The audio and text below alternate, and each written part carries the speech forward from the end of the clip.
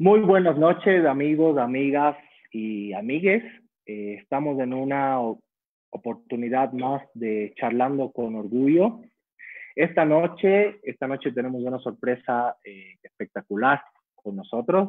Tenemos el gusto de contar con especialistas que nos van a conversar un poquito de un tema muy importante justamente en el marco de lo que se está viviendo actualmente en el COVID-19. Nuestra comunidad se ha visto inmersa en pérdidas, hemos visto cómo nuestras familias, cómo nuestros compañeros han sufrido lamentablemente pérdidas económicas, pérdidas familiares. Sin embargo, hay un tema muy puntual que afecta a toda la sociedad. Sin embargo, la comunidad LGBT se ha visto inmersa en este tema puntualmente, y se trata de la violencia y el autocuidado, justamente en tiempo de cuarentena, cuando permanecemos en casa, permanecemos en condiciones que no son lo habitual que estamos acostumbrados, y justamente se ha venido presenciando y hay un incremento de violencia en la comunidad, hay un incremento de intolerancia, en familias que tienen miembros de la comunidad que no son aceptados todavía. Y justamente para ello hoy tenemos el enorme gusto de contar con nosotros con dos especialistas, con dos panelistas. Tenemos a Lola Valladares, que es oficial nacional de Género, Interculturalidad y Derechos del Fondo de Población del Programa de las Naciones Unidas. Tenemos también con nosotros a Rocío Villacís, quien es psicóloga independiente, especialista en psicología clínica. Y con nosotros, quien va a hacer la moderación de este panel, está José Martino, que es el responsable de comunicación del Programa de las Naciones Unidas para el Desarrollo acá en el Ecuador. Muy buenas noches, Rocío. Buenas noches, Lola. Buenas noches, José. Hola, ¿qué tal? Muy buenas noches a todas y a todos. Muchísimas gracias a quienes nos están siguiendo en este momento a través de este Facebook Live.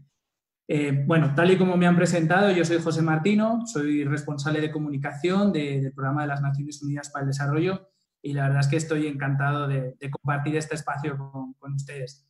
En este sentido, además, quisiera agradecer al Comité del Orgullo, en especial a Arturo y a Orestes, por esta invitación, por permitirnos compartir este espacio con ustedes, y también, como no, a nuestras invitadas hoy, a Lola y a Rocío, que más adelante intervendrán. Normalmente la conmemoración de este día, ¿no?, y el mes del orgullo, es un momento no solo de reivindicación y de visibilización del colectivo LGBT, sino también una celebración de la diversidad, ¿no?, de los derechos conquistados. Este año, pues, hay una programación de actividades por parte de los colectivos que incluirá también partes lúdicas. Todo va a ser digital porque obviamente en los tiempos de la COVID-19 así nos lo exige. Pero como Naciones Unidas, como Fondo de Población y Programa de Desarrollo, queríamos aprovechar este espacio para compartir algunos mensajes con ustedes, escucharles también, conversar sobre temas que nos afectan tanto como son la discriminación y la violencia, que probablemente pues, se hayan agudizado en el contexto de la pandemia, en los hogares, en espacios familiares, ocurren también este tipo de situaciones. Solamente para comenzar, dándoles unas cifras que me parece que es importante siempre, porque esto nos ayuda a conocer este contexto. Según un estudio del INEC, en el que se entrevistó a la población LGBTI, se determinó que 7 de cada 10 personas LGBT ha sufrido alguna experiencia de discriminación en su entorno familiar, ¿no? Creo que es una cifra como bastante poderosa, que nos hace pensar muchísimo sobre lo que está ocurriendo, ¿no? La Declaración Universal de los Derechos Humanos nos dice que todas las personas somos libres e iguales, que todas tenemos los mismos derechos, las mismas libertades, sin distinción de raza, color, sexo, idioma, religión, opinión política, origen nacional o social, posición económica. Pero, a pesar de todo esto, no obstante, todavía existe una discriminación histórica y estructural contra las personas lesbianas, gays, bisexuales, trans e intersex.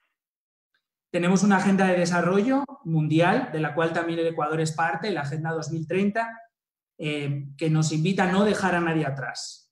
Y para ello es necesario que todos juntos, el Estado, la sociedad civil, el sector privado, trabajemos conjuntamente para erradicar esta discriminación, ¿no? Que además se traduce en muchas cosas, se traduce en falta de acceso a servicios oportunos de salud y educación, se traduce en prejuicios sociales, se traduce en esa violencia de la cual estamos hablando, acceso a un empleo digno, y esto además se ve empeorado si además consideramos el origen nacional, la etnicidad, la edad de esas personas, ¿no? Bueno, dicho esto, voy a dar paso a mis colegas para que, bueno, vayamos abordando estas cuestiones. En primer lugar, quisiera dar paso a Lola Valladares. Ella es doctora en jurisprudencia y abogada por la Universidad Central del Ecuador.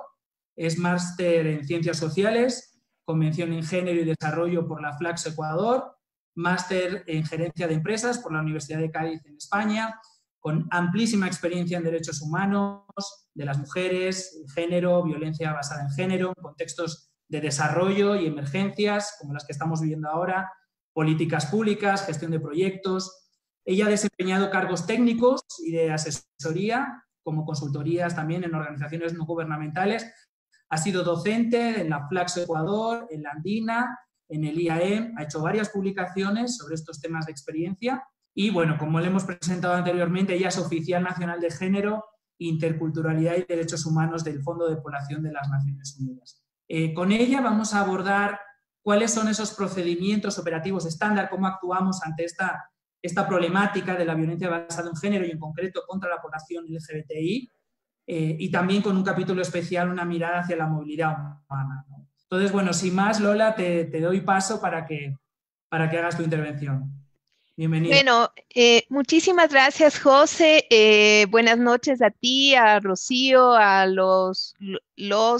les compañeros y compañeras de Orgullo que esta noche nos han invitado, pues así que estoy muy, muy contenta de estar participando con ustedes y de dialogar con Orgullo, que creo que vale la pena recordar la relevancia en este mes del orgullo.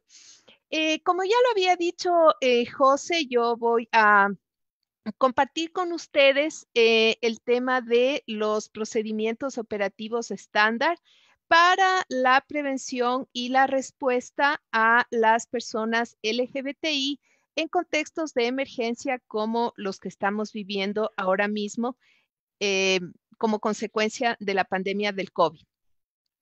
Entonces, quisiera comentarles que estos procedimientos operativos estándar son una herramienta de trabajo que tenemos para poder desarrollar acciones conjuntas que en este caso permitan prevenir y responder a la violencia basada en género contra la población LGBTI en situaciones de movilidad humana, pero también en situaciones de emergencia como las que estamos viviendo.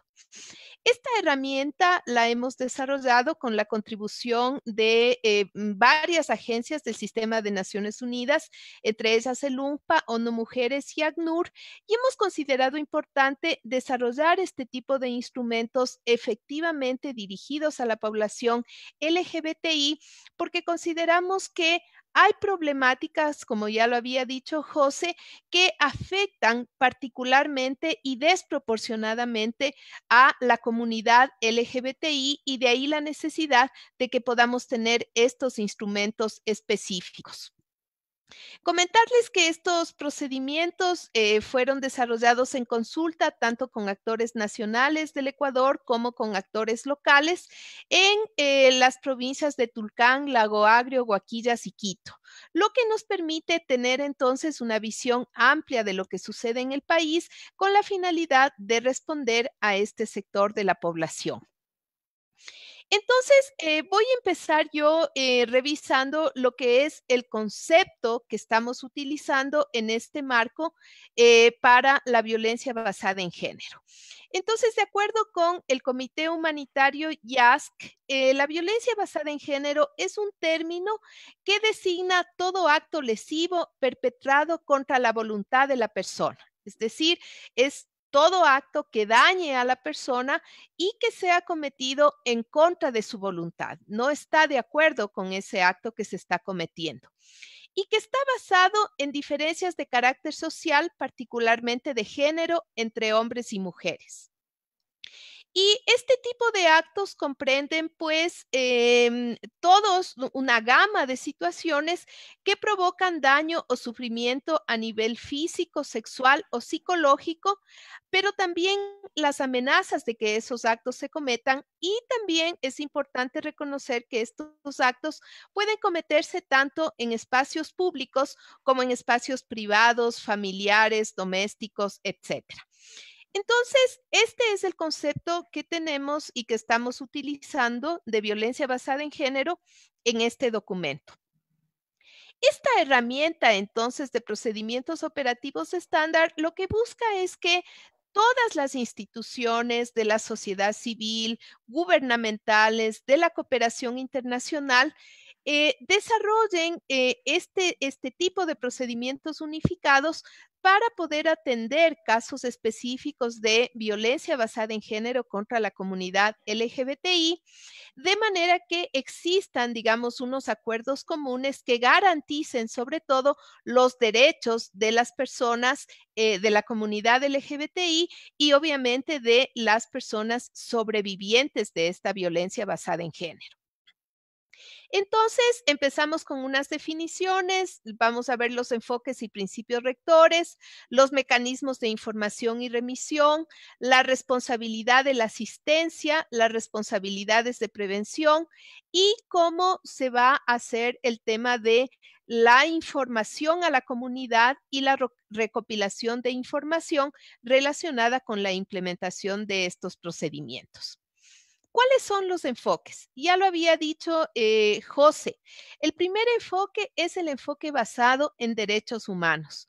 Todas las personas somos seres humanos y somos titulares de estos derechos simplemente por el hecho de ser seres humanos. Es decir, no hay ningún otro requisito. El segundo enfoque es el de no hacer daño, es decir, que con la intervención, con las acciones que estamos desarrollando, no terminemos afectando más a la persona que ya vivió una situación de violencia basada en género, de discriminación. El enfoque basado en la comunidad, es decir, reconocer a la comunidad como un actor clave y fundamental para poder tomar decisiones sobre los procesos que estamos trabajando. Por supuesto, los enfoques de edad, de género, de diversidad y el enfoque centrado en las personas sobrevivientes. Es decir, las personas sobrevivientes de violencia basada en género son quienes toman las decisiones sobre qué hacer, cómo proceder frente a este tipo de actos. Y los principios rectores lo que permiten es garantizar, en primer lugar, la seguridad. Es decir, no se puede poner en más riesgo ni a la persona, ni a su familia, ni a las personas que estén involucradas en el hecho. La confidencialidad. Esto es fundamental. Tenemos que garantizar y asegurar que las personas de la comunidad LGBTI sobrevivientes de violencia basada en género están seguras de que los temas, las denuncias que se están haciendo sobre las situaciones que han vivido van a guardar confidencialidad, justamente para no poner en mayor riesgo, por ejemplo, a las personas. El respeto a sus decisiones y, por supuesto, la igualdad y no discriminación. Entonces, hemos desarrollado también lo que se llaman unos indicadores mínimos de espacios seguros para poder atender a la población LGBTI. En primer lugar, es importante que el personal que atiende esté sensibilizado y trabaje participativamente con la comunidad para generar el respeto adecuado y la prevención y la respuesta idónea para las personas LGBTI y que las personas reconozcan que esos son espacios seguros. El segundo elemento, la ubicación accesible de información a través de folletería, mapas de servicios actualizados, etcétera, involucrando, por ejemplo, a organizaciones de la sociedad civil que ya dan este tipo de atención. Aquí, por ejemplo, nombramos a Diálogo Diverso, que tiene un número de teléfono y de WhatsApp que funciona a las 24 horas y en donde las personas de la comunidad LGBTI pueden requerir ayuda frente a situaciones de violencia. Se requiere un espacio privado para la atención que asegure la confidencialidad, ya lo habíamos dicho, la relevancia de la confidencialidad. Habilitar, por ejemplo, un baño sin género, que garantice que las personas que lo utilicen no van a recibir violencia ni discriminación en su interior. Y si esto no fuera posible, pues las personas de la comunidad LGBTI pueden acceder al baño según su preferencia. Y contar con personal de salud y personal de atención conformado por hombres, mujeres y personas LGBTI que puedan dar la atención que necesite la persona dependiendo de su sexo o identidad de género. Por otro lado, también dentro de estos procedimientos operativos estándar, es muy importante contar con rutas de atención y vías de remisión. ¿Esto qué implica? Que a lo mejor una sola organización no va a poder atender todas las necesidades de una persona sobreviviente de violencia basada en género. Por lo tanto, es importante que mantengamos un mapeo actualizado de servicios a donde se puedan remitir los casos de acuerdo con las necesidades y también todas las organizaciones e instituciones conozcan la existencia de estas rutas de atención que garanticen lo que ya habíamos dicho: seguridad, respeto, confidencialidad, enfoques de derechos humanos, enfoques centrados en las personas sobrevivientes, etcétera. Entonces, parte de estos procedimientos efectivamente son las rutas de atención y remisión, y aquí ustedes pueden ver brevemente, pero si hay interés podemos compartir el documento con mayor detalle para que las personas interesadas lo tengan, pero en todo caso, esta ruta implica en primer lugar el momento en que la persona toma la decisión de buscar ayuda o de generar una denuncia, un reporte de la situación que está viviendo. Luego debe haber una respuesta inmediata y esta respuesta tiene que ser integral, por ejemplo, desde el ámbito de la salud, desde el ámbito del MIES, de la Secretaría de Derechos Humanos, instancias de justicia, organizaciones de la sociedad civil, es decir, todas esta red de organizaciones e instancias que están en este momento involucradas en esta respuesta a situaciones de violencia. Dependiendo del caso, si la persona decide, por ejemplo, presentar ya una denuncia y llevar a cabo una acción policial o legal, entonces también es importante que esta persona cuente con toda la información para que, dependiendo del caso, pueda acceder a la fiscalía, las unidades de violencia contra las mujeres y demás miembros del núcleo familiar o las juntas cantonales de protección de derechos, que también pueden dictar medidas de protección al amparo de lo que establece la Ley Orgánica e Integral para la Prevención y Respuesta a la Violencia contra las Mujeres y demás miembros del grupo familiar. Y por último, es importante que luego de esa respuesta inmediata, todos los actores humanitarios, las organizaciones de la sociedad civil que estamos involucradas en esta respuesta, hagamos el seguimiento de qué fue lo que pasó con la remisión que hicimos, ya sea a través de atención en salud, servicios psicosociales, instituciones de seguridad y justicia u organizaciones no gubernamentales que están trabajando en estos temas. Luego también nosotros hicimos un proceso de levantamiento de un mapa de actores de las organizaciones, tanto de la sociedad civil como gubernamentales, que están encargadas de la prevención y respuesta en este tipo de casos. Y así tenemos entonces, digamos, un mapa con organizaciones que brindan atención en salud, en apoyo psicosocial, la policía, la fiscalía, otras instituciones relacionadas con seguridad, la asistencia legal y la protección de los derechos y el seguimiento hacia otros servicios. Entonces, miren ustedes cómo se cuenta entonces con un mapeo de estas organizaciones e instituciones que a través del fortalecimiento de su trabajo en red puedan dar una respuesta adecuada. También existen procedimientos especiales para poder atender a niños, niñas y adolescentes de la población LGBTI. Y esto es muy importante porque, en primer lugar, los niños, niñas y adolescentes que se asuman como transgéneros o intersexuales o de la comunidad LGBT deben ser consultados, y todas las personas que les atiendan deben proporcionar la información necesaria para que la persona pueda tomar una decisión informada sobre el rumbo que le debe dar al caso que se está denunciando o requiriendo apoyo.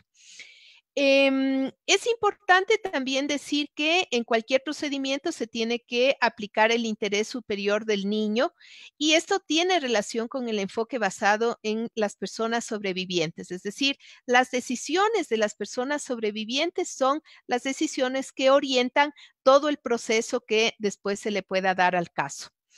También en situaciones de violencia sexual es importante evitar la revictimización de una persona, particularmente de una persona LGBTI, y para ello es necesario que se practique no más de un examen médico legal. Sabemos la vivencia terrible de la violencia sexual, las consecuencias terribles que esta violación de derechos humanos puede provocar. Por lo tanto, es importante evitar la revictimización a nivel institucional a través de mecanismos como estos. Igualmente, como había dicho, se pueden solicitar también medidas administrativas de protección que precautelen los derechos de niños, niñas y adolescentes, por ejemplo, pero también de la población adulta, ¿no? Y para eso se puede requerir apoyo en las juntas cantonales de protección de derechos. Y estas medidas de protección van desde una boleta de auxilio hasta incluso ordenar la salida del agresor de la vivienda, prohibir que el agresor se pueda acercar a la persona agredida, que le amenace por sí mismo o a través de terceras personas. Entonces, todas estas medidas de protección se pueden solicitar. Y por último, no hay ninguna razón que justifique que la persona adolescente de la comunidad LGBTI viva su sexualidad como un proceso traumático que le marque negativamente en su desarrollo personal. Este tipo de situaciones son inaceptables en el marco de esta comunidad, de esta red de organizaciones que atienden a las personas LGBTI.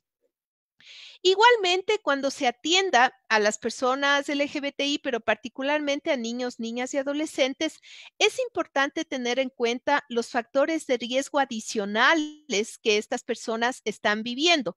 Por ejemplo, ideación de suicidio, mayor riesgo de infecciones de transmisión sexual, abuso de sustancias, o que las personas vivan, por ejemplo, con el agresor o agresora, el violador, por ejemplo, que estén atentando contra su integridad. Estos son factores de riesgo adicionales que deben ser tomados en cuenta por los prestadores de servicios para dar una respuesta más oportuna. Otra de las dimensiones importantes es la prevención. Y para ello es muy importante también entender que la prevención implica influir en los cambios de las normas socioculturales que fortalecen o que legitiman o que justifican la discriminación y la violencia basada en género. Ese es el elemento clave de un proceso de prevención. Cambiar esos imaginarios, reconstruir las estructuras familiares y comunitarias y los sistemas de apoyo para las personas LGBTI, trabajar con los sistemas jurídicos formales para asegurar que las prácticas estén en el marco del derecho internacional de los derechos humanos de las personas LGBTI, y el monitoreo de la violencia basada en género a través del reporte de datos que nos permitan identificar cuáles son las áreas o las problemáticas más importantes asociadas con este tema. Y por último, el tema de la gestión de datos y de los incidentes reportados. Es muy importante también tener en consideración que, en primer lugar, como ya lo había dicho, se tiene que obtener el consentimiento de la persona y se tiene que documentar los casos para que, dependiendo de digamos, la dirección que vaya a tomar el proceso, se requiera entonces la información o el recopilar los datos, digamos, sobre el incidente que se reporta. Y por último, bueno, también es muy importante contar con estos datos porque, y esto creo que también es muy importante señalar, de acuerdo con las directrices del Comité Humanitario YASC, los actores humanitarios tienen que asumir que las situaciones de violencia basada en género son situaciones que van a producirse independientemente de que existan o no datos. Por lo tanto, quienes trabajamos en este ámbito, no llegamos a la comunidad o al país a levantar datos. Estos datos pueden salir ya de las intervenciones. Nosotros tenemos que asumir que estas situaciones se van a presentar y que por lo tanto se deben tomar todas las medidas necesarias para prevenir estos actos y para responder adecuadamente si estos actos efectivamente se producen. Así que, amigos, amigas, amigues, es muy importante que sepamos que nada justifica la violencia basada en género, que esta es una violación de derechos humanos y que como seres humanos, como sujetos titulares de derechos, tenemos el derecho a reportar, a decidir qué rumbo le queremos dar, y el Estado tiene la obligación de responder oportuna y adecuadamente a esta problemática.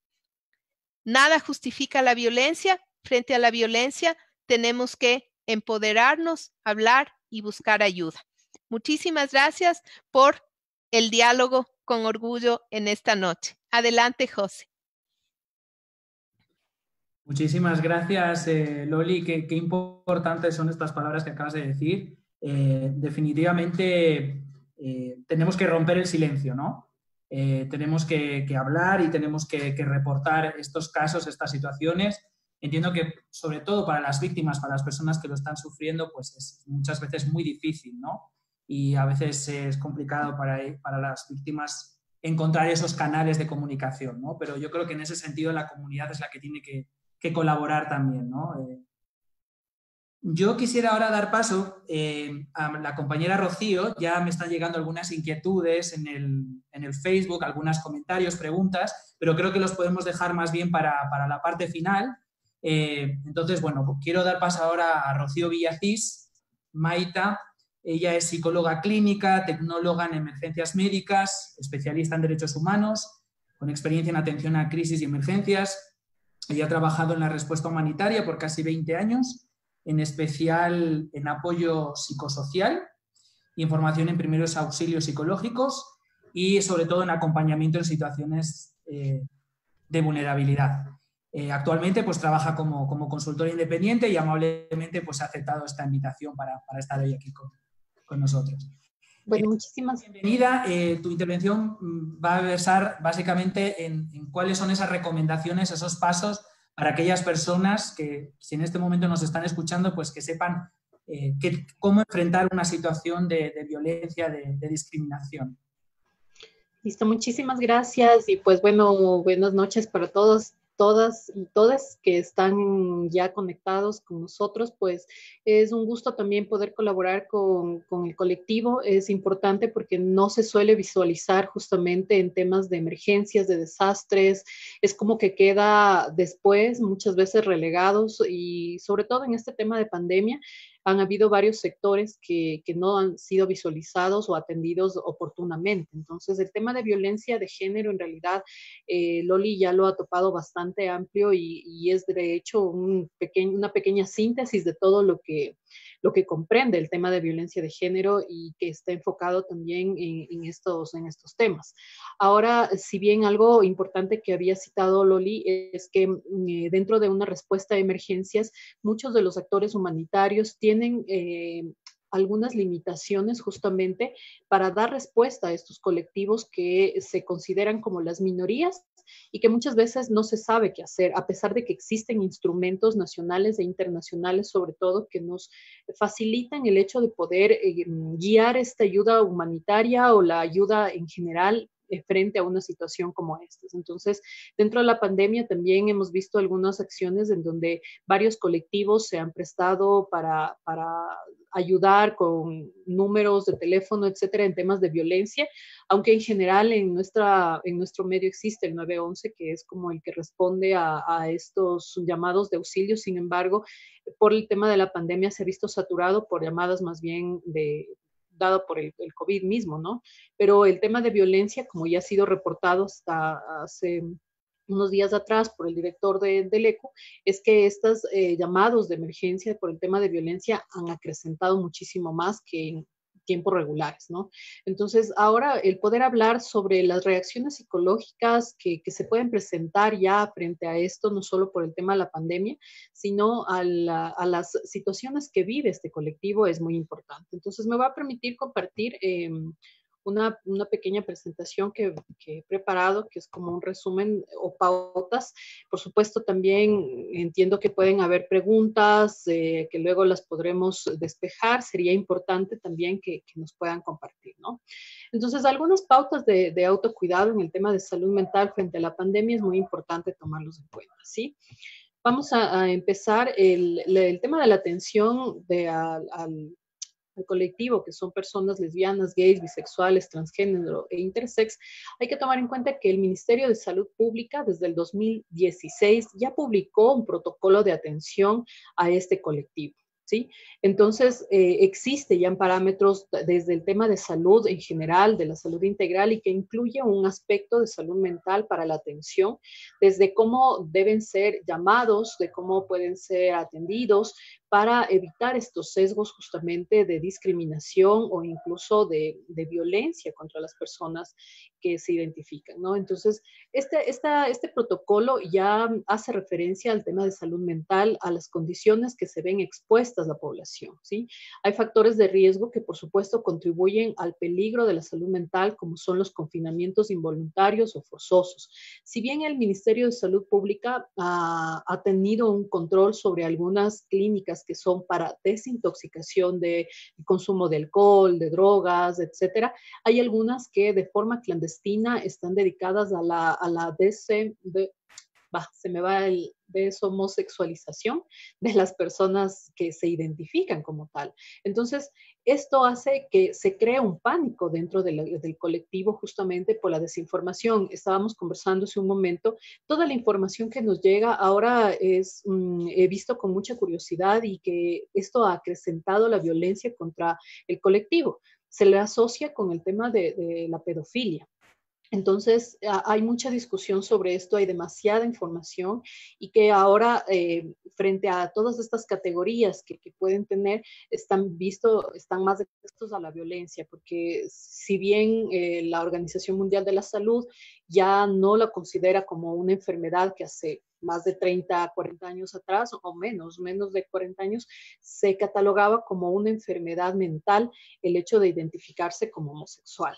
Entonces, el Ministerio de Salud Pública, cumpliendo con estos parámetros, porque somos suscriptores y hemos reconocido el tema de derechos humanos que nos compete, y hemos suscrito todos los instrumentos de derechos humanos, entonces ha incorporado ya estas políticas y más que todo protocolos. El tema es que a veces esto no se socializa de manera adecuada, y por supuesto los profesionales de salud y de salud mental podemos caer en temas donde puede haber discriminación y violencia. Y algo que Loli topó interesante es el tema de la revictimización, pero también está el tema de la victimización secundaria, es decir, personas que acuden a una denuncia o a una atención de salud, por ejemplo, muchas veces, más allá de estar preguntando y qué le pasó y repetir el evento de violencia, es que nosotros como prestadores de servicios de salud podemos estar también teniendo conductas que vayan a tener una victimización secundaria, es decir, que puedan nuevamente ser violentados no solo en sus derechos, sino en todos estos aspectos, puede ser psicológico, físico, y que no ayuda a la persona. Y por supuesto el tema de revictimización, que es muy alto en esto, ¿no? Entonces, actualmente pues no se relaciona, ya no está relacionada como una psicopatología. Sin embargo, hay tensiones creadas por el estigma, la desigualdad, el acoso, la violencia que sufren las personas del LGBTI. Están bajo riesgos de trastornos psicológicos relacionados con la experiencia de vida, más no cuando a veces a mí me preguntan, pero es que el psicólogo nos va a decir que estamos mal y nos quiere curar, entre comillas, pero en realidad lo que hacemos los profesionales de salud mental es justamente orientar estos rasgos que pueden ser derivados de las experiencias de vida. Hay que mirar que muchos jóvenes, como decía Loli, la adolescencia puede ser una experiencia muy dolorosa para quienes ya se han identificado o están en esta fase de identificación, y que pueden ser experiencias traumáticas. Entonces, eso puede derivar en conductas de riesgo como conductas suicidas. En nuestro medio existe reportes que son altos de intentos de suicida. De ellos no se reporta, por ejemplo, cuántos pueden estar relacionados con estos problemas, el tema de discriminación, de bullying.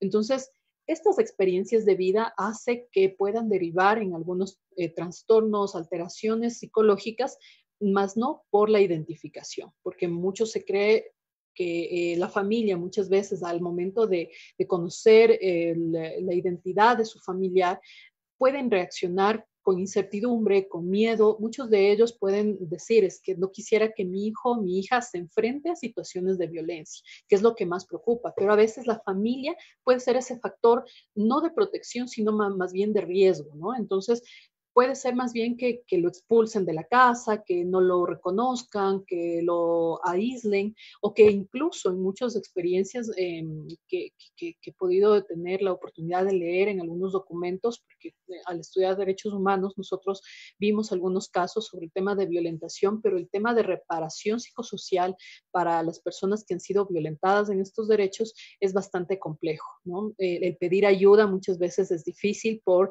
el tema de discriminación. Entonces, a esto se le ha catalogado también como el estrés de las minorías sexuales, ¿no? Incluso hay un protocolo, más adelante lo voy a presentar, que ya tiene este manual que lo ha editado el Ministerio de Salud desde el 2006, y que es importante que lo conozcamos. Entonces, hay que mirar que estas conductas se centran justamente en la comprensión del alejamiento de las estructuras sociales. Muchos de ellos se pueden aislar justamente por este tema de la violencia, las normas, las instituciones que puedan crear estos problemas psicológicos y que aumentan un riesgo de suicidio, ¿no? Entonces, hay prácticas de vulneración de derechos que inciden, en el bienestar mental. Por ejemplo, el internamiento involuntario, con estas creencias de tal vez si hay estas prácticas te van a cambiar el pensamiento, la conducta, tus gustos, el querer estar con una persona. La privación de la comunicación. Muchas veces algunas familias han reportado el sentido de no te lleves con tal persona, o te quitamos ciertos medios de comunicación, que suele suceder sobre todo en adolescentes. El maltrato físico, psicológico y sexual. Se ha reportado en muchas ocasiones que las personas han sido violadas, ¿sí?, para cambiar su orientación, ¿sí?, con esta experiencia. El maltrato físico, el psicológico, que mucho se centra en cómo nos dirigimos nosotros a la persona.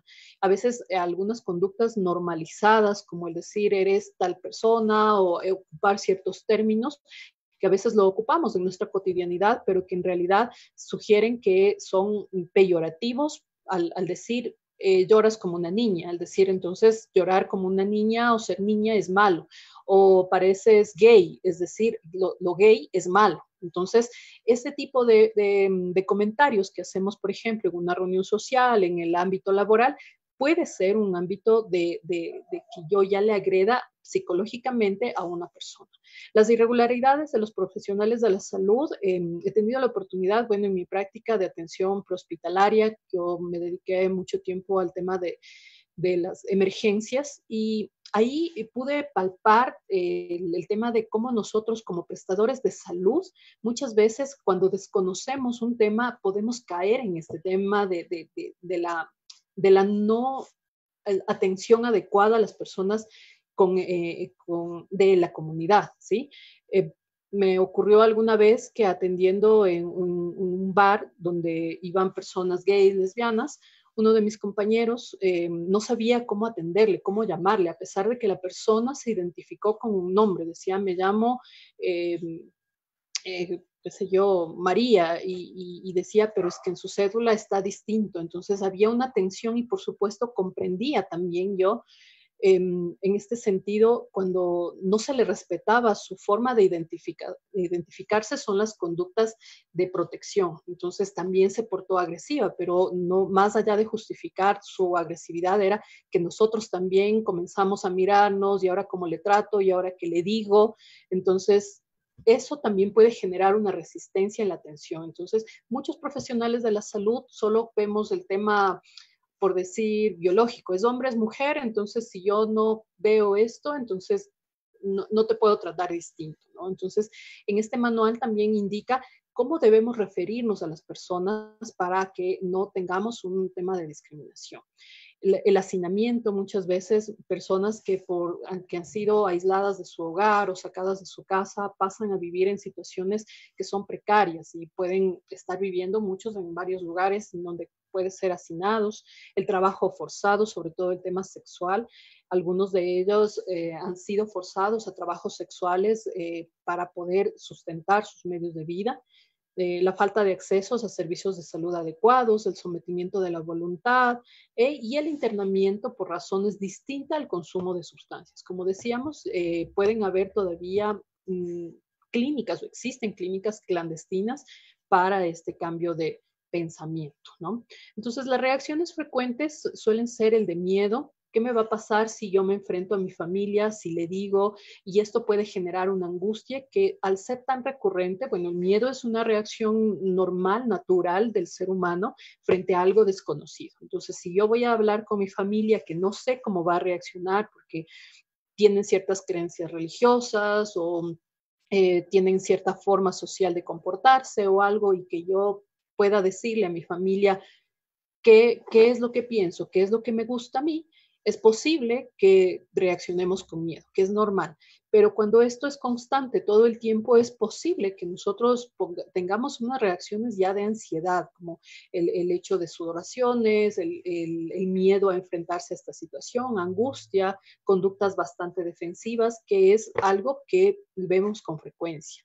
La huida de sus medios sociales conocidos, es decir, yo ya no puedo irme al partido de fútbol o a la reunión con mis amigos porque después de esto ya no me siento igual o me ven extraño, ¿no? La agresividad, el aislamiento social y familiar y un alto riesgo suicida y de autolesión. ¿Sí? Esto porque se asocia a cuadros, por ejemplo, de depresión. Muchas de las veces el hecho de haber expresado su sexualidad hace que al no ser aceptados tengamos esta tristeza profunda que ya puede traducirse en cuadros de depresión. Entonces, para decir yo estoy en una depresión o esto está, y tiene que cumplir ciertos parámetros. Los psicólogos no solamente decimos estás muy triste y estás depresivo, sino que cumple con ciertos parámetros de diagnóstico para poder incluso intervenir. Entonces hay niveles de depresión, entonces hay que atender eso también, y que muchas de las veces también pueden estar acompañados con el servicio de psiquiatría, que ya son el tema de medicación en algunos casos para tratar la ansiedad, la depresión y otras conductas que merecen esa atención, ¿sí? Ahora, hay un dato importante que Verde Equilibrante había publicado hace unos días, ¿no? Esto es en la ciudad de Cuenca. Decía que en Cuenca 8 de cada 10 personas LGBTI sufren agresiones en su ambiente laboral, y esto es altísimo. Entonces, si decimos que el núcleo familiar debería ser un medio es un factor de protección. Ahora imaginémonos a las personas del LGBTI que ya no es su medio de protección, sino más bien es de riesgo. me agreden, me ignoran. El hecho incluso de no hablar ya es una forma de violencia. Si decimos la violencia no solamente es explícita, me pegan, me agreden físicamente, sino también el saber que yo digo algo y no me contestan. El hecho de ser ignorado, ignorada, es una forma de agresión también hacia nosotros y que no comprendemos y que en este medio puede ser así, ¿sí? Entonces, aquí ya esta fuente nos ha citado esto muy interesante, es mirar qué sucede. Mire, aquí hay un testimonio, nos dice, mi familia me ofendieron porque les daba vergüenza tenerme en casa. Me agredieron, me botaron de la casa a la calle y eso es una realidad. Entonces, ¿qué pasa después de esto con las personas? ¿Cuáles van a ser su reacción? Entonces, hay algunos números que, bueno, hemos visto, esto es a nivel nacional, el 911, en Quito tenemos algunos, la Fundación Ecuatoriana Equidad también ha facilitado algunos medios de contacto. En Quito también tenemos las juntas metropolitanas, las diferentes juntas metropolitanas donde atienden el tema de violencia en general, ¿no? Pero también es la protección a las personas LGBTI. Entonces, ¿cuáles son las recomendaciones que tenemos de manera general, por ejemplo, en el ámbito familiar? Sí, es natural para la familia, si usted, los padres ya saben de esto, ya sus hijos han hablado con ustedes o un familiar, es natural sentir incertidumbre, porque tenemos muchos miedos, ¿no? No queremos que les pase nada. La vergüenza, como decía esta persona, yo siento vergüenza que en el barrio, en la familia, ¿qué dirán? ¿Sí? Pero más allá de eso, es que necesitan buscar asesoría con profesionales de la salud mental que aborden el tema con la familia, ¿sí? Primero, sacarnos la idea de que esto es una enfermedad, no es una enfermedad. Reconocer conductas de riesgo, mire cómo si se encierra en su cuarto, si no sale, si tiene algunas heridas autolesivas en sus manos, en su cuerpo, y evitar también las del tema de bullying, porque muchas de las veces en casa puede ser que les cuidemos, pero afuera su medio laboral, su medio académico, los colegios, las universidades pueden ser objetos de bullying, ¿sí? No base sus opiniones en supuestos, ¿sí? En supuestos tal vez por la manera de vestir, la apariencia física, las conductas, las actitudes, el lenguaje corporal. Muchas veces, como catalogamos, esto es para hombres y esto es para mujeres, si una mujer actúa así o un hombre viceversa actúa así, ya es otra cosa. Entonces, no asumamos eso y evitar prejuicios como asociar a enfermedades como el VIH, el SIDA y otras enfermedades de transmisión sexual. Conocida hasta el 2014 había dado unas cifras bastante alarmantes, si bien se asoció a la comunidad LGBTI sobre el tema de la infección con VIH, en realidad se miró que en el Ecuador las altas tasas de infección fue con mujeres amas de casa. ¿Sí? Entonces, el estigma que se asocia también a la comunidad LGBTI es muy alto, es decir, asociamos el VIH con esto. Entonces, ¿cómo me siento yo frente a esto? Buscar asesoría y consejería profesional, psicoterapeutas que se relacionen con el tema también, ¿no? En el ámbito laboral es algo también interesante mirar, evitar la discriminación con sus compañeros, compañeras. Es importante preguntar abiertamente si algo yo desconozco. A mí me pasó algo muy interesante y justamente hablaba con mi amigo sobre poder compartir esta experiencia, porque pasó algo bastante curioso. Él entró a trabajar en un lugar donde teníamos en común y de pronto yo lo recibí, se presentó y todo fue normal. Para mí es como algo normal ver a cualquier persona. Sin embargo, luego mis compañeros de trabajo me decían, Rocío, ¿sabes qué? Tenemos una duda, no sabemos cómo tratarle a la persona nueva que vino a trabajar. Digo, el compañero, ¿qué sucedió, no? Entonces me decían, es que no sabemos cómo tratarle. Cuando llegó, le saludé con un beso, pero luego le hice yo, digo, no sé, bueno, saludar a veces de mano, de beso. Y me decía, no, lo que pasa es que se presentó con este nombre, pero en su hoja de vida estaba otro nombre. Entonces, era esa confusión y le digo, entiendo. Digo, pero si se presentó de esta manera, pues hay que tratarle de esta manera. Entonces decía, es que nos indicaba que está en el proceso de cambio de nombre, etcétera, pero no sé si darle la mano, no sé. Entonces yo le decía, pregúntale, y decía, pues que se va a poner mal y qué vergüenza. Entonces yo le pregunté y le dije, mira, pasa esto. Entonces muy abiertamente ahí pudimos tener la opción de decir, sí, yo tengo esta situación, esta es mi realidad, entonces, y no pasó nada. O sea, no es que hubo esta conducta defensiva. Cuando existen estas preguntas defensivas, justamente, creo que nos pasan a todos. A mí me pasa cuando yo digo, soy psicóloga y ya todos piensan que les voy a leer la mente. Entonces uno también comienza ya a tener estas resistencias. Imagínense una persona LGBTI.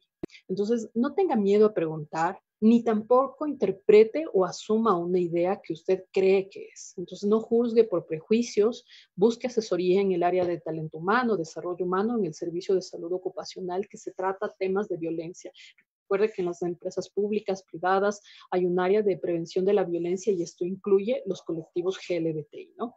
Y evite la normalización de bromas, chistes o frases elaboradas como estas que acaba de decir hace un momento. O sea, pareces mujer o pareces gay o pareces esto, pareces lo otro, ¿sí? Porque justamente esas cosas que aunque para nosotros en nuestro medio puede ser tan normal decirlo, en realidad estamos ofendiendo a esto, porque decimos, cuando decimos incluso a las personas con discapacidad, pareces discapacitado, decimos, pero el decir eso no es que le estamos insultando a la persona que queremos que le llegue el insulto, estamos insultando a la persona que tiene esa condición. Entonces, incluso decir, pareces gay, estamos diciendo que ser gay es malo. Entonces, no normalicemos estas bromas, aunque haya sido muy común. El hecho de que haya sido común no significa que sea normal.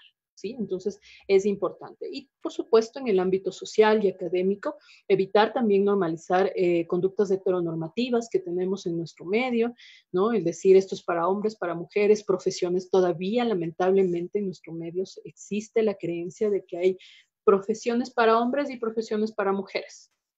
Conductas para hombres, conductas para mujeres, espacios, no es así. Entonces busca información de espacios seguros y libres de discriminación. Muchas universidades, ámbitos sociales ya tienen este acceso. Ahora, Loli topaba algo importante, los baños sin género. Hasta ahora yo no he visto, no sé si existan, en realidad puede que sí, pero yo no he visto lugares en donde exista esto. Siempre hay hombre y mujer. Entonces, necesitamos también tener esos espacios y recurrir a la ayuda legal en estos casos de discriminación, ¿sí? Ahí Loli ha citado muy bien algunas cosas. Yo vi que la Defensoría del Pueblo está haciendo un tema de visualización de derechos también frente a un caso que sucedió hace poco.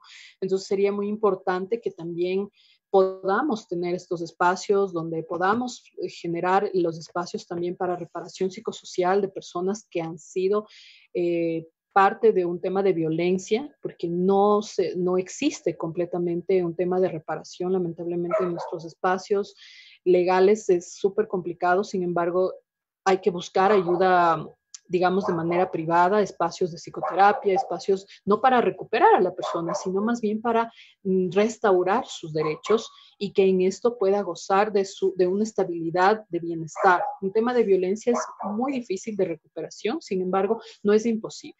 Y es importante que podamos tener estos espacios, que incluso los profesionales de salud mental estemos abiertos a estos espacios. A veces también el temor de cómo le trato, desde cómo lo abordo, cómo abordo a esta persona, pero en realidad es también nosotros como profesionales abrirnos a estos espacios sin juzgar, ¿no? Eso es lo que puedo compartir. Igual si hay preguntas o alguna recomendación, sería muy importante que podamos también contemplar estos aspectos, sobre todo los profesionales de salud mental, ¿no? Fantástico, Rocío. Muchísimas gracias por esta presentación. Creo que ha sido súper útil todas estas recomendaciones que nos has compartido.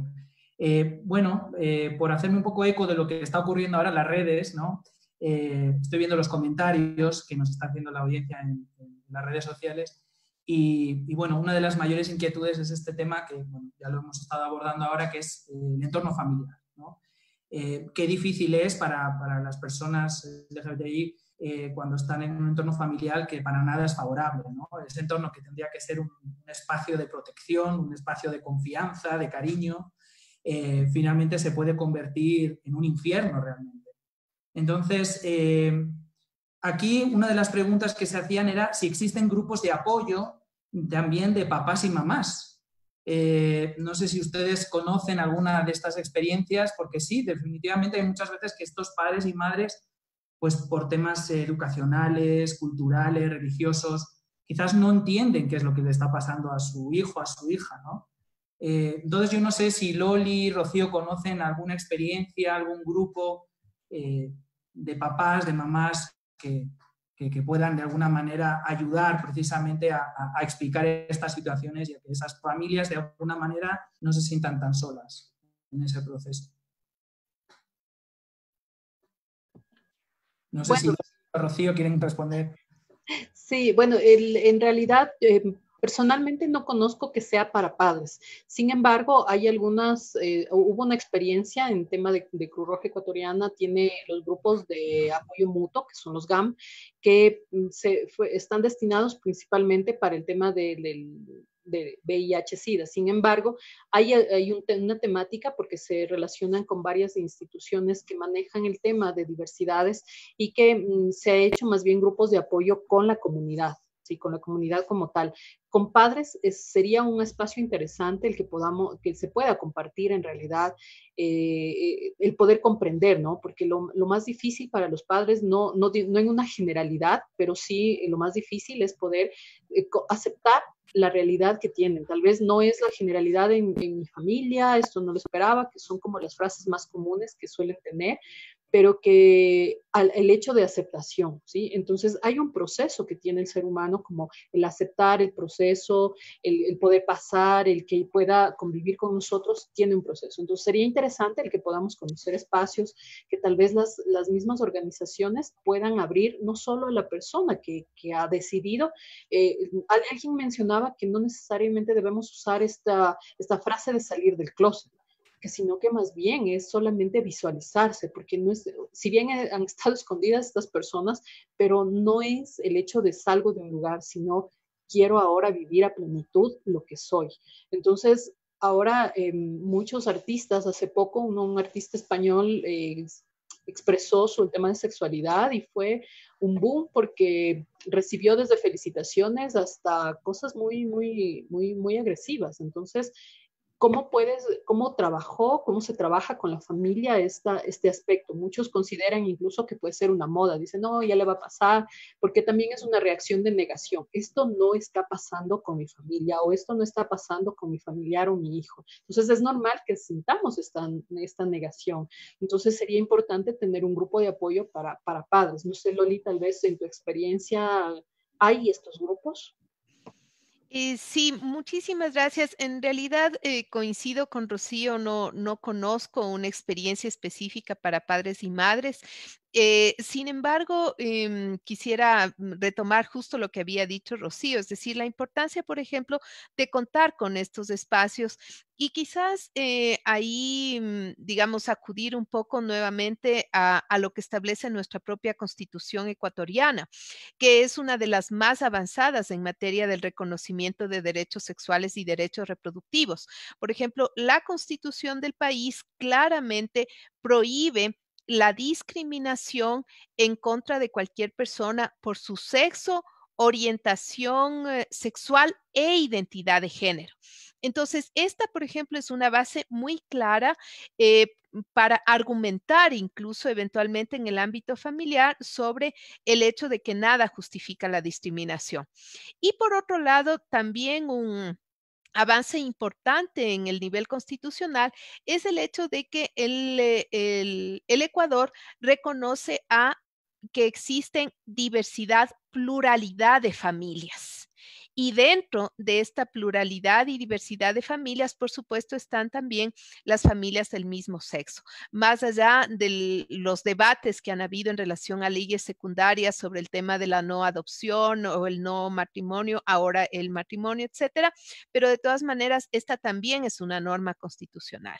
Y vale la pena señalar que, por ejemplo, también el Ecuador retiró unas reservas que había hecho al programa de acción de Cairo en el año 94 en relación justamente con el reconocimiento de la diversidad y la pluralidad de las familias. Por lo tanto, vemos que existen tanto argumentos legales como argumentos psicológicos que eventualmente nos permitirían, tanto desde espacios de sociedad civil como incluso espacios gubernamentales, la posibilidad de trabajar con padres y madres. Creo que más bien podría ser una de las ideas importantes que salgan de este diálogo que hemos tenido, como para, digamos, ser parte de una plataforma que nos permitiría demandar también, por ejemplo, o crear estos espacios. Muchas gracias. Otro de los comentarios que tenemos en las redes es que, efectivamente, como has comentado, Loli, el Ecuador tiene una constitución y afortunadamente pues, en los últimos tiempos se ha desarrollado toda una serie de iniciativas y de un marco de derechos que garantiza efectivamente la protección de las personas LGTBI, ¿no? Pero claro, una cosa es la teoría, vamos a decir así, y otra cosa a veces es la práctica, ¿no? ¿Qué es lo que ocurre? Entonces, lo que nos comentan es, claro, nosotros podemos invitar a las personas que estén sufriendo una situación de discriminación, de violencia, a que denuncien, a que utilicen los recursos, los mecanismos para expresar, contar qué es lo que les está ocurriendo, pero hay veces que ese miedo les aterra, les detiene, son incapaces de hablar, de acudir a nadie. Entonces, ¿qué les diríamos a esas personas? ¿Cómo podríamos llegar a ellas? ¿Cómo podríamos empoderarlas para que se sientan respaldadas y para que pues puedan ser escuchadas, ¿no? Gracias, José. Yo quisiera empezar diciendo que en mi calidad de abogada, generalmente esa es la situación a la que yo me enfrento cotidianamente. Es decir, cuando hablas de las normas y de los derechos, etcétera, hablas un poco desde el deber ser. Pero efectivamente, como bien decía José, hay una brecha entre lo formalmente legislado y las posibilidades de ejercer esos derechos. Sin embargo, yo creo que siempre utilizo, digamos, esta figura de lo que se llama el triángulo de la ciudadanización. ¿Qué significa esto? Es decir, esto implica que lo primero que tenemos que hacer es conocer los derechos que nos asisten, porque muchas veces, digamos, las personas sobrevivientes de violencia basada en género se enfrentan con el hecho de no conocer si efectivamente tienen o no la posibilidad de denunciar, de pedir ayuda, de ser reparados cuando los derechos se han violado. Entonces, esta dimensión de conocer los derechos es muy importante y es muy empoderante. Por eso yo hablaba tanto de reconocer que para tener derechos humanos, el único requisito es haber nacido, es ser humano. Entonces, esto es muy importante. El segundo elemento es ejercer los derechos, es decir, yo conozco que efectivamente tengo este derecho y ahora cómo lo ejerzo. Las feministas chilenas, por ejemplo, tienen una consigna muy interesante que es ejercer los derechos en la casa, en la cama y en la calle. Y yo sé que, por supuesto, digamos, puede ser más fácil decirlo que hacerlo. Sin embargo, creo que también es empoderante reconocerse como sujeto titular de derechos en la casa, en la cama y en la calle.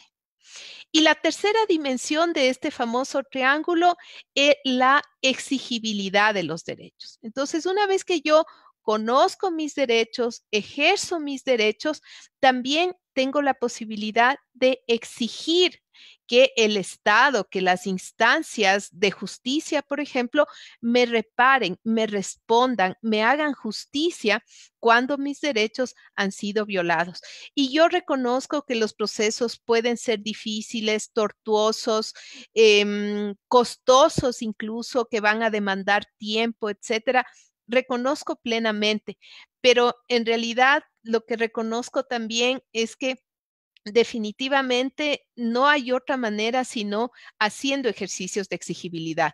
Yo escuchaba, por ejemplo, a Rocío cuando ella hablaba de algunas experiencias y miren ustedes, hubo recientemente una experiencia muy positiva, digamos, a nivel de un proceso que se siguió por una situación de discriminación en contra de una persona lesbiana en una empresa privada. Y fue muy complicado para ella hacer la denuncia, incluso autoidentificarse, salir del closet, entre comillas, pero finalmente ella presentó su caso, fue un caso por discriminación y acoso sexual, y finalmente, luego de un proceso poco largo, alrededor de 1 año y medio, finalmente ella logró ganar el caso aquí en el Ecuador.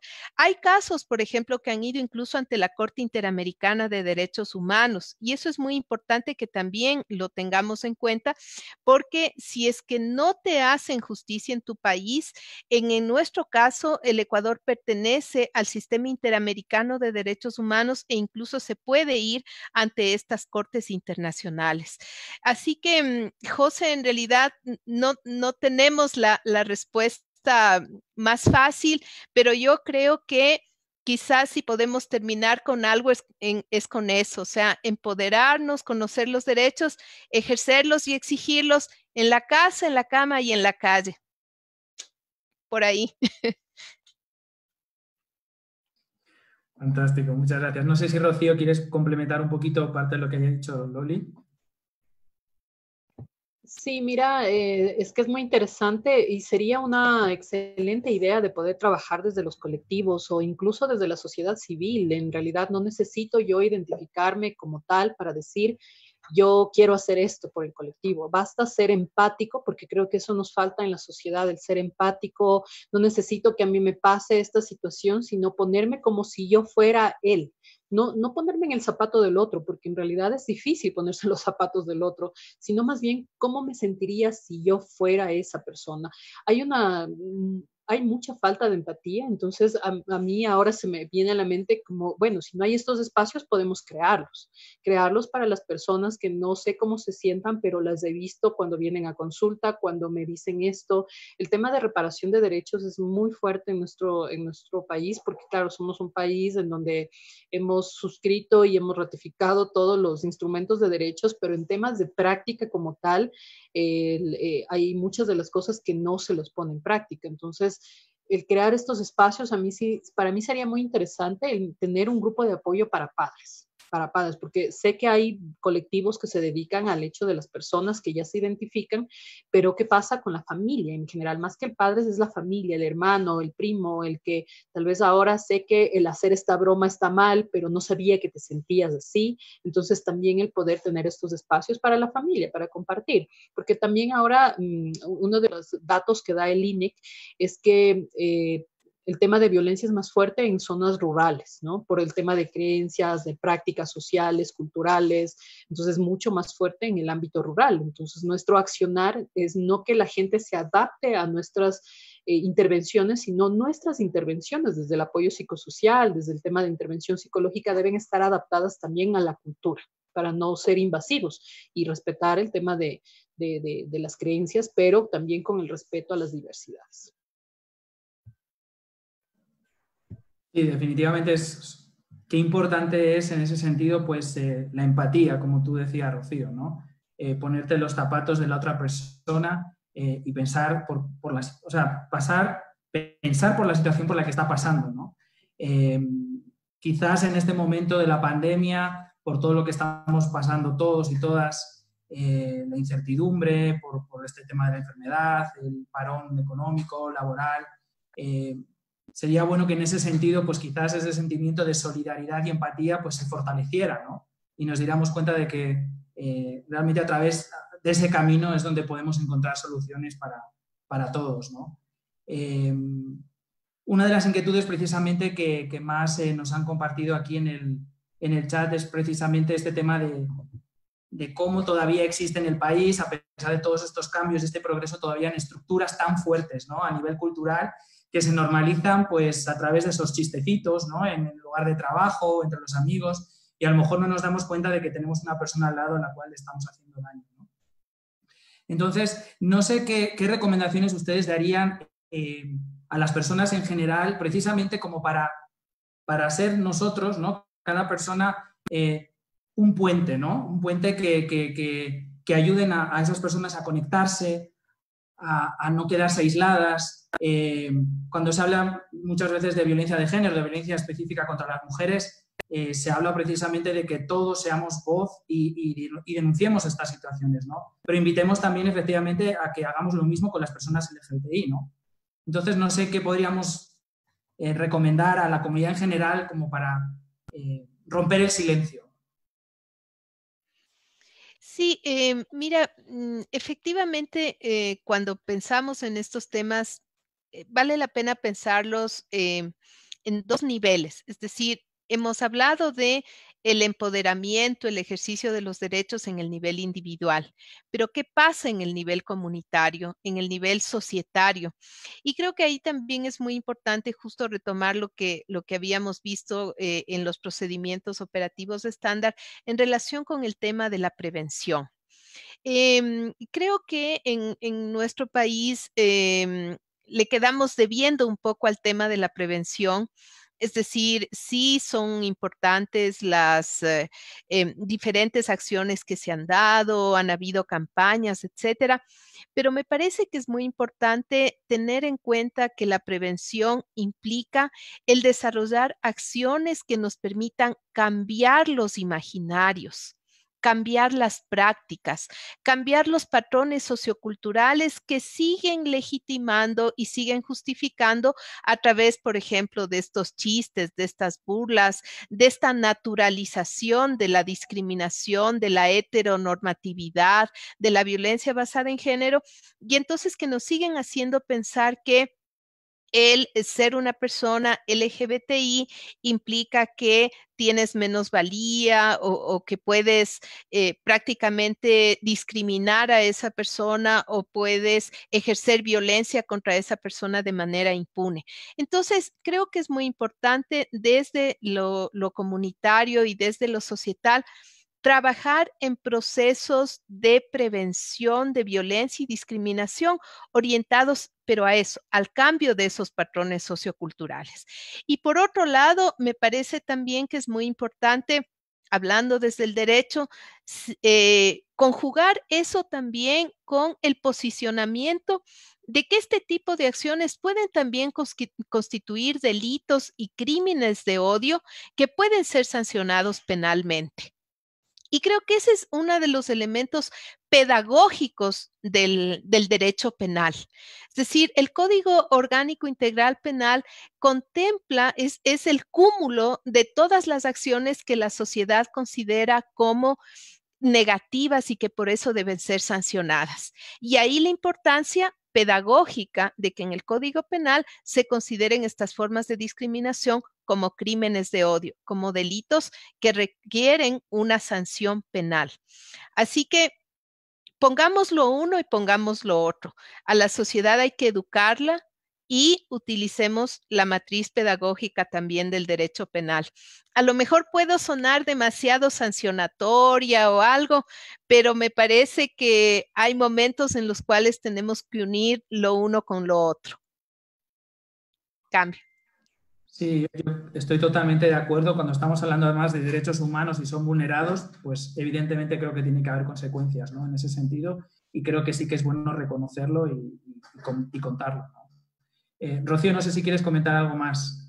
Sí, justamente apoyando lo que dice Loli, pues puede ser el tema de utilizar también esta parte ya penal, lo sancionatorio. Es decir, ahí a mí se me viene la imagen el hecho de que ya existe un daño, de que una persona ya fue vulnerada en sus derechos y que tiene que recurrir a todas estas instancias, que también tenemos herramientas para poder defender el ejercicio de nuestros derechos y que por supuesto entra un tema de reparación, pero aquí ya va un tema de ya pasó algo, ya sucedió y es importante trabajar en el tema de prevención.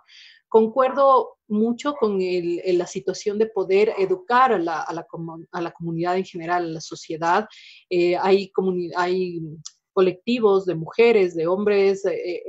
Aquí en el Ecuador no he visto, hay una red que se llama Men Engage, en donde trabaja justamente en las nuevas masculinidades, el tema de quitar estereotipos sobre los hombres, sobre las mujeres, el tema de colectivos, de las minorías, entre otras prácticas, ¿no? Entonces, el hecho de poder tener una diversidad, el poder saber en qué yo puedo tener la información, porque la sobreinformación también nos genera una serie de confusiones. Como decía, ahora está este tema de que se relaciona al colectivo LGBTI con el tema de la pedofilia y que es algo totalmente falso, ¿no? Entonces, ahora es como la oportunidad de comenzar otra vez otra forma de violencia con el colectivo. Entonces, no es necesario sino mirar cuáles son las posiciones de los grupos, de las comunidades para poder educar a la familia, educar a la sociedad en general. Y aun cuando yo no esté de acuerdo por varias creencias personales que puedo tener,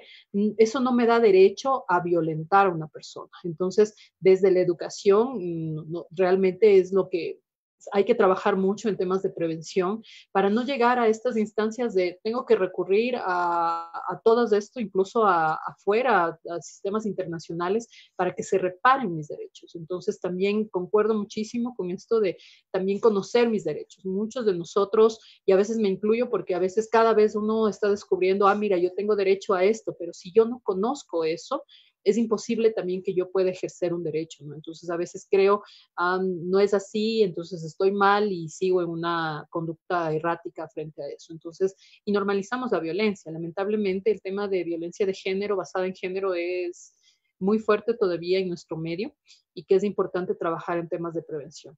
Hay muchas cosas y ahí yo supongo que en este conversatorio tenemos también profesionales de salud mental, de salud en general. Es necesario que estemos abiertos a estas intervenciones que no caigan en la discriminación y la violencia hacia las personas que atendemos, que es muy importante, ¿no? Muchas gracias. Bueno, creo que estamos de acuerdo en que efectivamente para poder cambiar estas condiciones, para poder trabajar en la prevención, este es un esfuerzo de todas y todos, ¿no?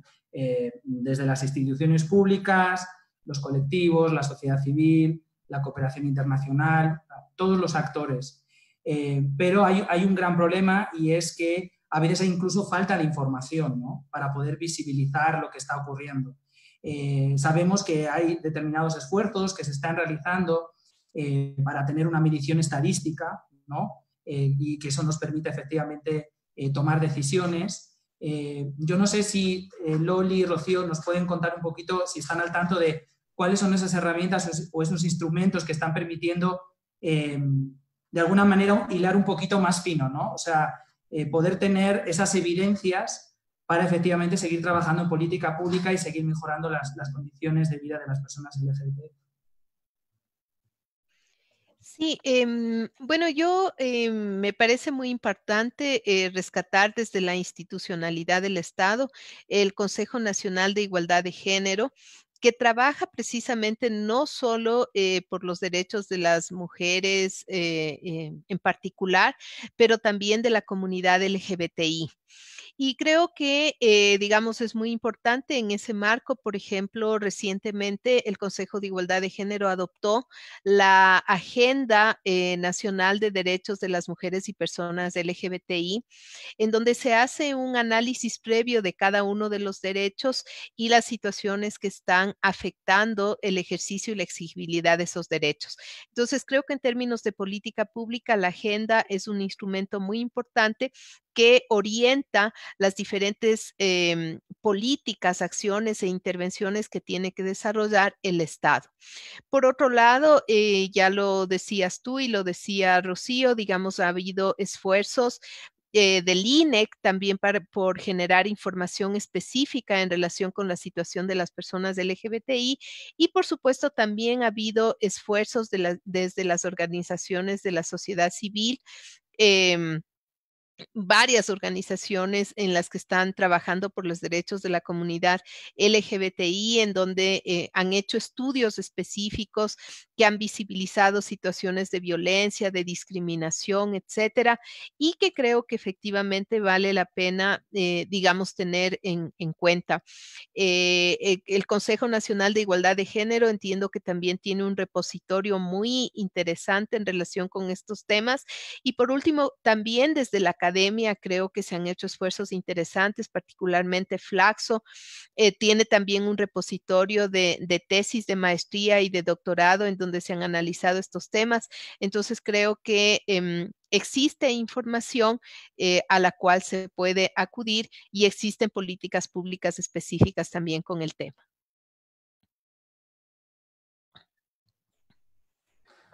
Rocío, no sé si según tu experiencia consideras que tenemos fuentes de información lo suficientemente solventes como para tener evidencias para poder seguir trabajando en estos temas de prevención y combate contra la discriminación. Sí, Loli lo ha dicho bastante bien. Todos depende de las decisiones políticas también, porque si bien podemos tener estos instrumentos que nos facilitan el hecho de poder crear espacios, programas, proyectos, si no hay una decisión política, la inversión para hacerlo, poco se podría generar estos espacios, porque también recordemos que para hacer el tema de prevención se necesita una inversión para poder capacitar, para visitar comunidades, para todas estas cosas. Entonces, mucho depende ahí sí de la institucionalidad también que mencionaba Loli, de que hay esta decisión política. Lamentablemente en el año pasado ya se quitó un rubro en el tema para la violencia y que minimiza el hecho de la visualización. ¿Qué hago yo si voy a hacer una denuncia por un acoso o por violencia si no hay las herramientas adecuadas donde yo pueda ir? Como decía, ahora muchas de las cosas que suceden en el ámbito legal, cuando existe una denuncia por violencia, es el tema de victimización secundaria que pasa a la víctima por todo el proceso jurídico, por todo el proceso de fiscalía, que pasa incluso hasta del mismo psicólogo, ¿no? Entonces, y no es la intención causarle daño, pero los procesos mismos que son muy engorrosos producen una victimización secundaria a la persona, ahora el tema de revictimización. Entonces hay que comenzar por estos espacios donde justamente cuando se crean estos espacios, estos conversatorios, hacen que ya tengamos una alerta de estos expertos o estas personas ya mencionaron esto, entonces podemos hacer estas consultas, sabemos por dónde ir, es importante tener, porque muchos de las personas no lo conocen en realidad, y eso es una falencia que tenemos en nuestro medio. Bueno, creo que nos hemos ido un poco con el tiempo, pero realmente está muy interesante, creo, la conversación. Entonces, ahora quisiera darles un espacio a ambas para que, bueno, dieran alguna conclusión o un mensaje final a quienes nos están siguiendo. No sé si quieres comenzar tú, Loli. Gracias. Bueno, yo como mensaje final quisiera insistir en algo que ya he dicho y que por el hecho de ser feminista yo misma, tener un compromiso personal con los derechos de las mujeres, pero de las personas LGBTI también. Convocarnos, creo que no nos queda más remedio que empoderarnos y ejercer nuestros derechos en la casa, en la cama y en la calle. Creo que no nos queda más remedio. Me parece que todos los grandes logros que ha tenido el país en materia de reconocimiento de los derechos de las personas LGBTI ha sido el resultado de la lucha de esos colectivos. Y creo que en homenaje a la lucha de esos colectivos, no nos queda más remedio que seguir comprometiéndonos a nivel personal, pero también a nivel comunitario con el ejercicio pleno de estos derechos. Y para eso tenemos que empezar cambiando nosotros mismos y nosotras mismas. Y parte de eso es, por ejemplo, dejar de naturalizar estos chistes sexistas, homofóbicos, violentos, dejar de naturalizar y utilizar la violencia como una manera de relacionarnos. Así que eso, a ejercer los derechos en la calle, en la casa y en la cama. Con orgullo. Con mucho orgullo. Muchas gracias, Loli. ¿Rocío? Sí, muy bien. Eso me ha encantado muchísimo porque creo que son ámbitos donde justamente nosotros tenemos un espacio propio y creo que es donde nos identificamos muchísimo, ¿no? Ahora, yo lo que podría decir, y sí les recomiendo, les abro este espacio a las personas, a las familias y a todos en general, el hecho de no tener miedo. Y aun cuando pueda tener miedo a estas diversidades, a estas cosas que incluso yo mismo puedo estar sintiendo busquemos ayuda profesional. Habemos profesionales en la salud mental en donde nos hemos formado y también hemos quitado estos estigmas en nuestras formaciones, porque también hay que decirlo, en las formaciones académicas muchas veces son sesgadas y sobre todo en el tema de salud mental. Entonces es importante que comencemos a buscar estos espacios en donde nos generen confianza y que podamos tener esta asesoría. Como digo, a veces el ir al psicólogo hay este estigma de no estoy loco, pero sería yo muy loco o loca de decir, a pesar de que tengo un problema, de que no puedo con esto, no busco ayuda. Es como que me estuviera ahogando en una piscina y en lugar de tratar de salir o de pedir ayuda, me ahogo ahí. Entonces, miremos que hay estos espacios donde hay estas atenciones, donde no es que el psicólogo le va a curar, aunque lamentablemente existen estos profesionales, sino más bien de decir, te voy a acompañar en este proceso que estás pasando, el rechazo de tu familia, la discriminación en el hogar, entre otras cosas, pero que también las familias puedan acudir a esto, ¿sí? Para el tema, ¿qué hago en mi casa? ¿Cómo abordo? ¿Cómo respondo? Entonces, es importante el tema de prevención, así que no tengamos miedo al psicólogo, si tuvieron una mala experiencia también, no todos somos así, no todos los profesionales actuamos de esa manera, busque algo que usted también se sienta cómodo o cómoda en estos espacios terapéuticos que nos ayudan muchísimo al desarrollo humano como tal, ¿no? Entonces, eso yo les invitaría a que lo busquen y que pues estamos abiertos a esos espacios. Muchísimas gracias. Bueno, pues muchísimas gracias a ambas, a Loli, a Rocío, a la organización por habernos permitido tener este espacio. No me queda mucho más que añadir. Quisiera, anunciar que los recursos que hemos compartido hoy vamos a difundirlos a través de las redes sociales para que todo el mundo tenga acceso a esta información. Respetemos, abracemos la diversidad, no seamos cómplices de la discriminación. Como decía en un inicio, todas las personas nacemos libres e iguales y todas las personas tenemos el derecho a ser felices y a vivir una vida plena. Sin más, un abrazo y hasta pronto.